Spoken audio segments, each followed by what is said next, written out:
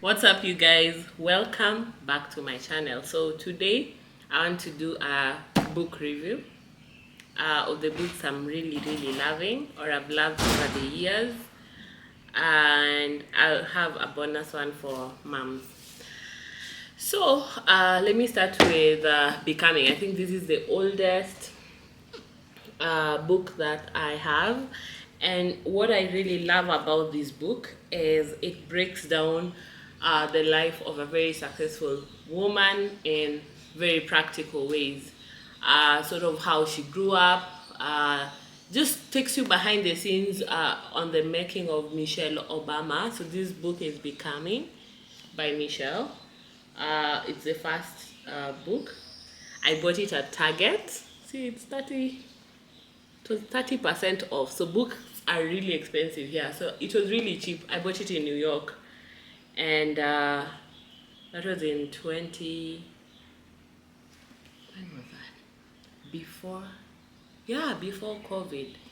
And I think I really like it. It breaks down the life of Michelle. And I love that she brings out her vulnerabilities in a way that makes you want to relate. A lot of times, after people become successful, they sort of tend to disown their past and they tend to edit it. I don't know her past, so I will not say that she's not edited it. What I would say is that she is real, and she sort of makes you know that, or realize that it's she's not really like, she was not born Michelle Obama that we know. It took a journey, it took a process, and she gracefully tells it all. I love the parts of this book around becoming us. So that sort of talks about their journey with Barack Obama, and so she talks about it in a very nice way, and it makes you really feel connected and relate to her life. So Becoming Us is my favorite chapter, just because I also really like happy endings and love stories. And definitely there's also Becoming More, so demanding much more from herself, and this book is a must-have.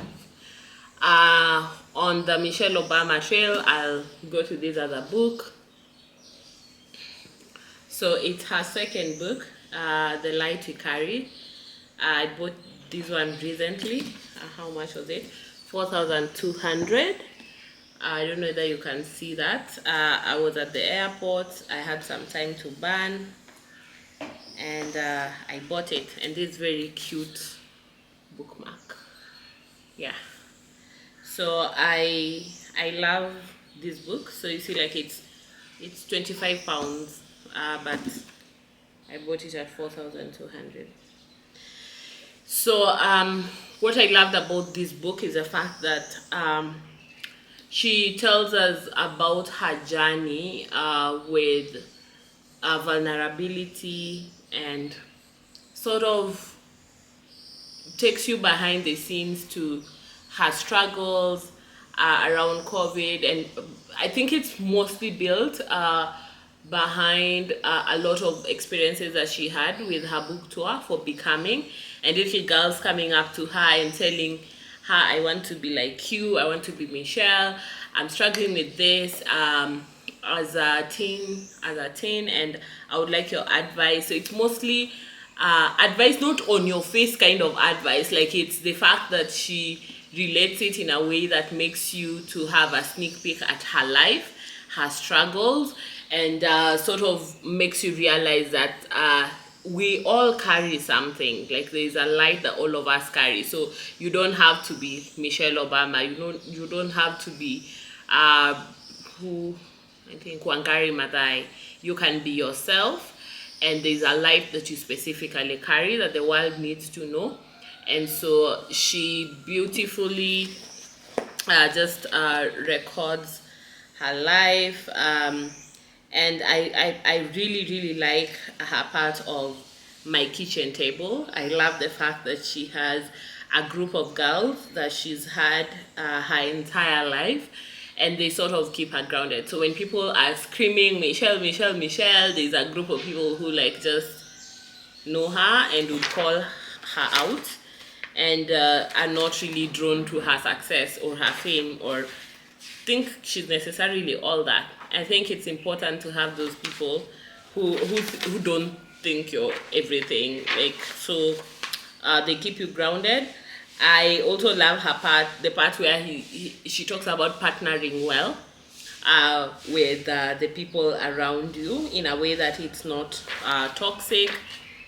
There's a part of am I seen? That's a struggle for, I think, a lot of people. You struggle with the fact that you don't think seen, you don't think you are as visible enough, and so still believing that there's light within you. And then chapter 7, just dedicating an entire chapter to Dear Mom, Meet My Mother, which I believe she was raised by two very powerful human beings, and I think the fact that she dedicates an entire chapter to her mom, I can sort of relate to the fact that, yeah, parenting is important. The way you're parented matters. So I love this book as well, and I would highly recommend. So those are my two books around memoirs and all that, and I know there are a lot of people who don't believe in reading those. I love them, so those are my only two here. Then there's this book. I don't know if there's anyone who talks about leadership as well as John Maxwell. I've read a lot of his books. Was it which book? Like the 7 Habits of Highly Successful People, and then there's the eighth habit. So I grew up reading them because my dad is a fan, and so I love this book. One because it's small. It helps that like you get to put all your thoughts in a few words. But this book is also not like really a book.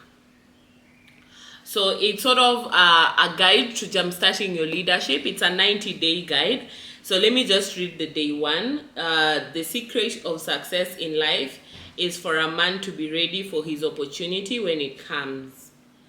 And then there's a whole writing page, and then there's the question is, who has given you opportunities to lead? What qualities do you possess that you think influence that decision? So it's sort of like such kind of a book. So you write on it. So I wrote mine there.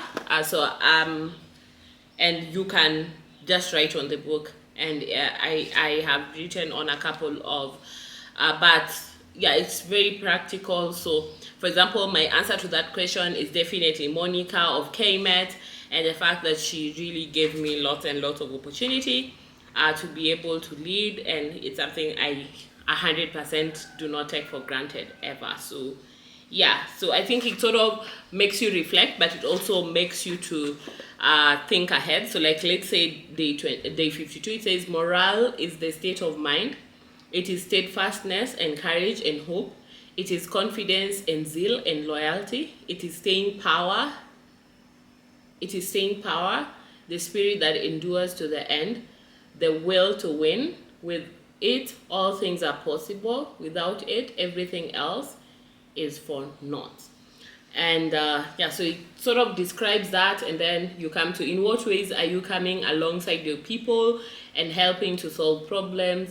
What more can you do to help them improve their productivity and raise morale? So it really helps you to be sort of like a leader that sort of works with people and stuff. And I always say leadership doesn't come naturally to me, and so I have to learn, and I've had to learn a lot on jobs. So such books really help to be able to see where I'm at and what I need to do better.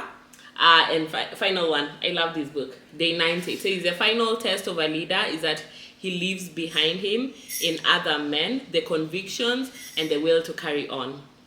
And so The question there is, few people reach the pinnacle, but all leaders leave a legacy. What do you hope your legacy will be? Sobering. So it's a 90-day sort of guide to help you look at, assess your leadership, assess yourself as a leader, and see what else you can change. So let me just finish up with the leadership ones first. So yeah, so this book, The CEO Next Door. So again, I say, like, leadership is not, I'm not those people who would be the head girl of a school. Like, I was just those ones of troublemakers, the other side. So I was not a leader. I thought maybe I was not a leader, but one of the things I'm slowly learning is everyone has it to lead. Leadership is an art. Leadership is not, and granted, there are people who are born leaders, like they are just born and they are commanding things and making people to stand in line and all that. So there are those kinds. I am not that kind. So this book gives you 4 behaviors that transform ordinary people into world-class leaders. And so it just sort of is very practical. How much was it? It was 3,300. So it's extremely practical. And it sort of just takes you behind the scenes of what happened. So I don't know whether I could go through the 4. But the first part is Get Strong, Master the CEO Genome Behaviors. And so it has like 5 chapters. And then we have Get to the Top, Win Your Dream Job. So that also has a couple of chapters. Navigate the challenges of the role. And all that. So it's a book that just takes you through the 1 and 2 of leadership, what makes you a better leader. And my style of leadership is to empower people to be able to do stuff. I don't want to be able to do everything. I also don't want people that come through me to live the same way they came. I feel strongly about inspiring, mentoring, being a servant leader, making sure people see me do it, so that it's not something that I tell people to do that I can't do. And so I can relate 100% to this book, because it sort of points you to the fact that there are certain things that you will have to do, certain things will be different, but then at the end of the day, you have to be able to decide to lead and to be an inspirational leader while at it. So I like this book. I think could be one of my favorites easily. So I like this one. Yes, so if you've been following this channel, you know my relationship with money. You know my relationship with, you know that I really love to make money. I think it makes me feel better when I am secure like that. So this book is about wealth. So mine is being cognizant of the fact that I am building sort of like the first first-generation of wealth. I think my parents were great, and they did a first of many things in their generation and line, but I want to take that a notch. And so I am very passionate about generational wealth, guys. I am not those people who think my children should suffer. I don't know. Like, I want them to have like the most comfortable life. I want them to have a head start. So you'll not find me sort of leaving my child. Like, I've heard of stories of people leaving their children behind and they are driving, and their children have to follow them walking so that they can learn a thing or two about life. No, I'm not that kind. They will have the softest life. They will know that you have to work hard, but I want to give them a head start. I want to leave companies for them to be able to run. And because I'm also spiritual, I believe in the Bible, and I believe a lot of things are in the Bible. This book by Pastor Ken Nyafa is a great book around opening up your life to accommodate wealth. So the sort of the underlying thing in this is the fact that everyone has the power to be able to do it, but you have to have the ability to accommodate it. So at times, like, the wealth is out there, you're supposed to access it, but you don't have the ability to accommodate it. So there are people who cannot be wealthy just because they don't have the power to be able to accommodate wealth. And this book sort of takes you through a process of looking at the Bible and looking at the various ways in which you can be able to open up your life to wealth. You can build your capacity for wealth. You can reconcile your life to wealth. You can develop hatred for poverty. Hatred for poverty is important. You need to understand wealth, and it's not about money. It's not about being rich. It's about something bigger than that.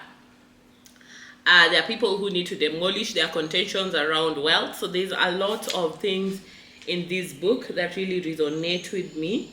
And the final chapter is why you must build wealth. Like, it's urgent. Like, it's something that you have to do. One of the quotes that I love from Pastor Ken is the fact that he mentions that poverty is evil. Anything that makes you to be in a position where your child is sick and you can't take your child to hospital, your child is unwell, and your child dies while looking at you, even him or her, they ask themselves what they did wrong to have a parent like you. That thing you should fight. So I love that he breaks it down in a way that makes you realize that wealth is not the enemy. Because a lot of times in the Christian cycles, you're taught to hate prosperity, you're taught to hate everything about money, and you're taught the love of money is the root of all evil, and that is okay.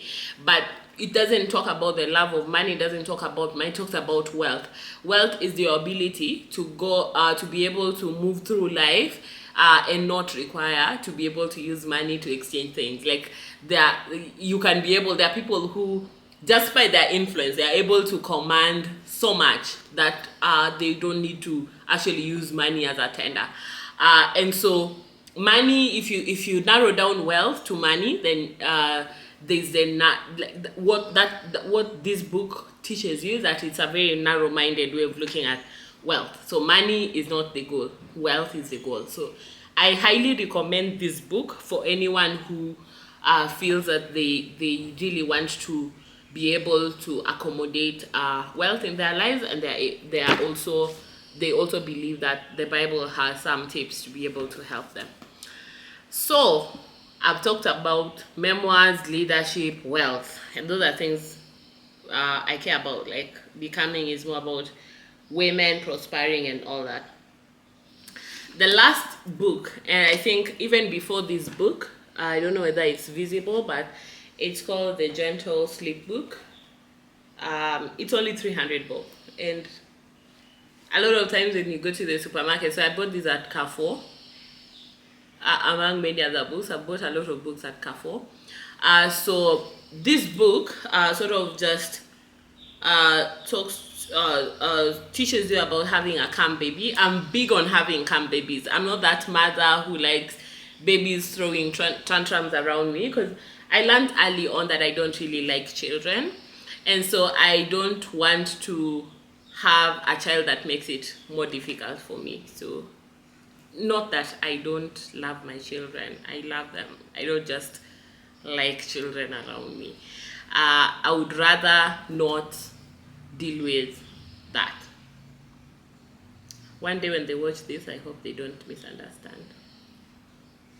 I don't like children. I don't have any apologies to make about that. So when children are difficult, it makes it harder for me to be able to perform. Like, I don't like the hearing children crying around me. I don't like children crying after me and pleading for me to go with them. Like, I don't like that vibe. I want children who are calm. I like calmness, and that thing was important. So I've read up everything about raising calm babies, and a lot of times people do tell me that my babies are very calm. It's because they are sleep trained. Children who don't sleep are terrorists, little terrorists. They will terrorize your life. So my children sleep through the night by 6 weeks. Is it easy? No, it's difficult to train. Is it a priority for me? Another baby is crying on the background. So is it difficult? Yes, I have 2 children under the age of 2. I have to stay sane. Everyone needs to be sleeping so that I am able to also do my things. So this book sort of takes you through a journey of having a calm baby. So the Gentle Sleep Book, a guide for calmed babies, toddlers, and preschoolers. So granted, like there's this thing called Terrific 2. They will surprise you when they are about to get to 2. I'm sort of struggling with my second born now around that Terrific 2. But granted, she sleeps through the night. She throws a little tantrums because baby is well, but you got to learn the tips to be able to ensure that you're not raising terrorists, because when you're raising little terrorists in your house, they will come and marry other children out here and they will be a bother to everyone. So it's every mother's role to be able to raise children that can coexist with people and children who can be able to coexist with things in the house. So not running everywhere, destroying everything, and sitting on adults by force and terrorizing other adults. It's not cool. So calm babies is a must. So this book sort of takes you through sleep training, having calm babies, and I did this before the book. I trained Mali. I sort of bought this book, was it early this year, around March. But I had already sleep trained Mali. So there are things that I already knew. And if you want me to sleep train your child, maybe I could start that thing. At 6 weeks, your baby should have the ability to sleep through the night. There are so many people that talk about you need to feed the baby at night. My babies are all good. I don't see any problem with them. They are not exceptionally thin and dehydrated and malnutrition. They didn't die. And you need sleep as a mom. So I don't know why I got there, but that book is important. And sleep training is important. Lastly, so this is my bonus. So I recently bought this book. How much was it? I can see it's 14 pounds. I of course bought it for much more if you convert, but this is for parents who are Christians and care about their children being brought up in that light. So this is a box. It has 3 books. So the first book is my first Bible stories. Then we have the Noah's Ark. Then we have my first book of prayers. So I have my first book of prayers right now. I don't know where my children took the other ones. We recently moved, so everything is all over the place. But I highly recommend this book as a bedtime story and sort of like just to ground your babies when they're young. And children can start reading from very young. If they can't read for themselves, you can read for them. And so inculcate the culture of reading in your children when they're young, because it's not something that is learned when you're old. It's difficult to start learning how to read when you're already old. And so this is a bonus. I bought this notebook at the airport again with the light to carry. I really like it. I like the form. So it's really nice. And if you need one, we hopefully would have some soon. So that's it for this video. So these are just 6 of the books that I'm currently loving. I have loved in the past. There's so many other books that I would like to review. So if you feel that this type of content resonates with you, please comment. Let's connect on the comments. I'll be looking forward to doing another book review soon. So I don't know whether this is the type, so maybe we can do 1 book per episode, but I will I will follow your lead on that. So thank you very much for watching. Don't forget to like, share, subscribe, all those good things. And I can't wait to see you on the next one. So goodbye.